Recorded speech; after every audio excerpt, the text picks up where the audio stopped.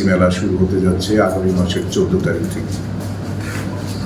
তো যেহেতু এটা একটা বিশাল সময় নিয়ে এই মেলা এবং পুজো অর্চনা হয়, তো সেই কারণে এটা প্রিপারেশনও অনেকদিন আগে থেকেই শুরু করতে হয় এবং সেইভাবে সরকারের সমস্ত দপ্তরগুলোর এখানে ভূমিকা থাকে। এছাড়া আমাদের লোকাল যে মেলা কমিটি, অর্গানাইজেশন কমিটি, এগুলোর মাধ্যমেও এটা আমরা সুচারুভাবে করার চেষ্টা করি এবং অবশ্যই আপনাদের সহযোগিতা থাকে, সবসময় থাকে।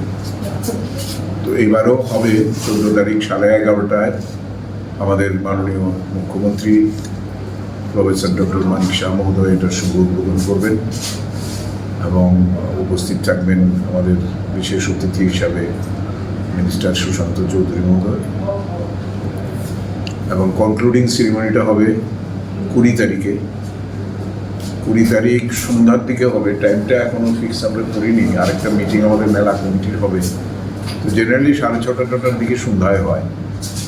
তো সেখানেও উপস্থিত থাকবেন আমাদের রতনলাল নাথ মহোদয় মাননীয় মন্ত্রী, থাকবেন শ্রী অনিমেষ দেব বর্মা মাননীয় মন্ত্রী, এবং আরও দু একজনকে আমরা চেষ্টা করছি, যে দৈনিক সংসদ আছে, যদি হয় তাহলে আমরা পরবর্তী সময় আপনাদের জানিয়ে দেব। আর এছাড়া আমাদের দিক থেকে সমস্ত প্রিপারেশান নেওয়ার জন্য আমরা চেষ্টা করছি। আশা করি সমস্ত দপ্তরের এবং এলাকার জনগণের সহযোগিতায় অন্যান্য বছরের মতো এবারও আমরা ঠিকভাবে এটা পালন করতে পারব। যদিও একটা বড় অন্তরায় থাকে বৃষ্টি এবং যে ওয়েদার খারাপ থাকে, সেজন্য গতবারও অনেক ব্যবসায়ীরা সারা বছর যারা অপেক্ষা করেন এই সময়টার জন্য, তারা অনেকেই ব্যবসায় প্রায় লসের সম্মুখীন হয়েছে বলতে গেলে। যাই হোক, ভালো মন্দ মিলিয়েই হয়। দুটোই উদ্দেশ্য থাকে, একটা হচ্ছে পূর্ণ সঞ্চয়, পূর্ণ অর্জন করা, আর একটা হচ্ছে মেলা উপভোগ করা। এই দুটোই আমাদের এখানে আমরা করার মতো পরিস্থিতি তৈরি করে দিতে পেরেছি, সব দপ্তরের সহযোগিতায়, আপনাদের সহযোগিতা এবং এলাকাবাসীর সহযোগিতা। তো যাই হোক, আমরা এবারে থিমটা করেছি সবুজই ভবিষ্যৎ। কারণ আগামী দিন যদি পৃথিবী বাঁচতে হয়, তাহলে তার ইকোলজিক্যাল ব্যালেন্স, প্রাকৃতিক ভারসাম্য রক্ষা করতে হবে।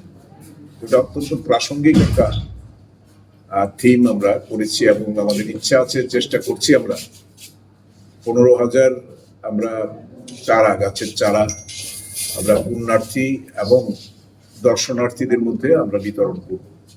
এটা আলাদা একটা অ্যারেঞ্জমেন্ট আমাদের করার চেষ্টা হচ্ছে। এছাড়া জানেন আপনি যে সারা ভারতবর্ষে বিভিন্ন জায়গায়, বিশেষ করে দিল্লি, গুয়াহাটি, কলকাতা বিমানবন্দর, আমাদের এখানে রেলওয়ে স্টেশন, বিভিন্ন জায়গায় খার্চির কিন্তু প্রচার ডিসপ্লে হয় এবং সেটা ট্যুরিজম দপ্তর থেকে করা হয়। এবারও ট্যুরিজম দপ্তরের সঙ্গে আলোচনা হয়েছে যে তারা সেই দায়িত্বটা নেবে এবং অলরেডি আমাদের প্রধানমন্ত্রী গত বছরও দিয়েছেন, গৃহমন্ত্রী দিয়েছেন, এটা শুভেচ্ছা কামনা করে। তো আমরা এবারও আশা করি। এছাড়া আমাদের যেটা বড় ইভেন্ট থাকে সেটা হচ্ছে কালচারাল প্রোগ্রাম। কালচারাল প্রোগ্রামে নর্থ ইস্ট থেকে এর আগের বছর প্রায় 900-র মতো আমাদের পার্টিসিপেন্টস এসেছিল, বাংলাদেশ থেকে এসেছিল। তারপরে সারা ত্রিপুরা থেকে করতে হয়। আমাদের দুটো মঞ্চ হয়, একটা কৃষ্ণমালা মঞ্চ আর একটা হাবিলি মঞ্চ। দুটোতেই পর্যায়ক্রমে সারাদিন ব্যাপী চলে এবং মানুষ এইভাবে এনজয় করেছে যে গতবারও প্রায় রাত 2 পর্যন্ত এখানে মহিলারা, ছেলেরা, সাধারণ মানুষ সবাই খুবই এনজয় করেছে। তো এই দিনটার জন্য সবাই অপেক্ষা করে থাকে। এছাড়া আমাদের ফুড কোর্টও হবে, যেখানে ট্র্যাডিশনাল ফুড মিলবে সেটাও। এছাড়া লাইটিং, মন্দির রং করানো, ব্রিজ রং করানো, নাকা পয়েন্ট তৈরি করা। কারণ এটা বিশাল সংখ্যক মানুষের উপস্থিতি এখানে থাকে। 20 থেকে 25 লক্ষ লোক এখানে আসেন, সারা দেশ থেকে আসেন। আর আগে তো সাধু সন্তদের এই মেলাতে কোনো স্থানই ছিল না। আমরা আসার পর যখন তৈরি শুরু করেছি, তখন আমরা তাদের খাওয়া দাওয়া, থাকার সব ব্যবস্থা আমরা করেছি, কারণ এখানে তাদের একটা বড় ভূমিকা আছে পুজোয়। এছাড়া